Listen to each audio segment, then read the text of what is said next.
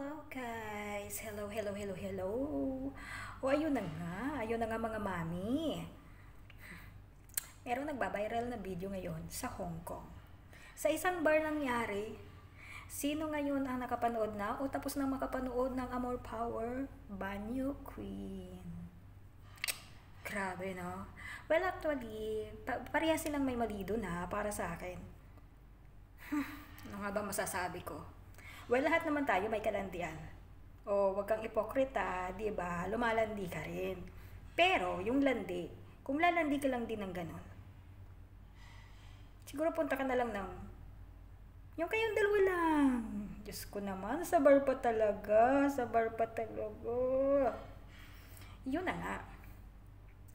So, base sa aking napanood, pumunta yung babae sa bar. Alam mo naman sa bar, di ba, maraming tao. So, kung sino-sino yung mahahalo-bilo ninyo, makikilala nyo. So, itong si girl, ay may kasamang apam. Oo, kalbo si apam. Tapos doon sa video, parang kung ba sisimulan, grabe, guys, gumigiling si Manay, gumigiling siya. Kaya pam, kulang na lang hubaran siya.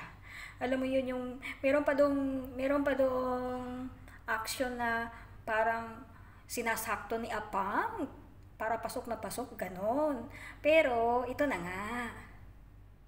Bakit naman kasi binidyo at pinos? Kung ikaw ay may plano na mag-video or videohan talaga sila kasi doon talaga nakatutok sa kanila sa kanila ni Apam Sana hindi mo na lang pinos. Kinausap mo na lang sana sila ng masinsinan. Kung sila ay mukhang lasing na o ano, baka hindi na nila alam yung mga nangyayari. Pero sabi nga sa mga tao na nagko-comment, umiinom lang din daw naman sila. Pero alam nila yung kanilang ginagawa. So para sa akin mali si nag-upload ng video at mali din na kumuha ka ng video ng isang persona or person na walang alam or walang pahintulot, ganon. So, ang mali naman ni Manay at saka ni Apam, gumawa sila ng kababalaghan sa public pa talaga. I mean, sa bar. Alam mo naman sa bar, nandyan yung inuman, eme-eme, keme-keme, ganun. Lahat mangyayari dyan kung wala kang control. So, yun na nga. Kumalat si video. Dahil merong isang kababayan na in-upload yung... Actually, nag-live daw yun Nagla-live, mga kaibigan. So, yun na nga. Pinanood ko yung video pero nakakaloka. Tapos ito nga, nagpa-interview pa si Manay, yung victim, I mean yung kasama ni Apam na gumawa ng kababalaghan kay Juan. Sino ba to? Yung isang isang content creator na naka-base ngayon sa UK pero dati sa sa Saudi.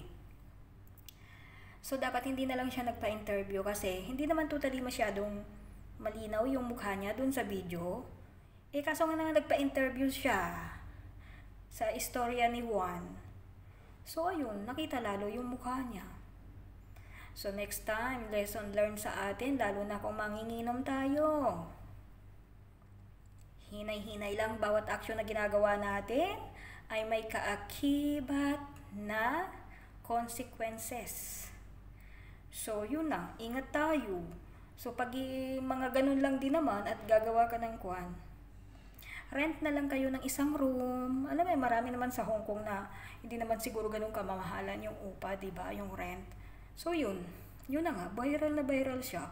So, kung sa mga nakikurious kung ano ba yung Amor Power na yon na video, na scandal sa Hong Kong, search nyo lang, guys. Lalabas at lalabas yan kasi maraming nag-share. So, yun. Medyo matigas ang ulo nung nag-upload. Di daw niya buburahin, eme-eme, ganun-ganun. So may intention siya talaga na magpahiya ng kapwa Pilipino.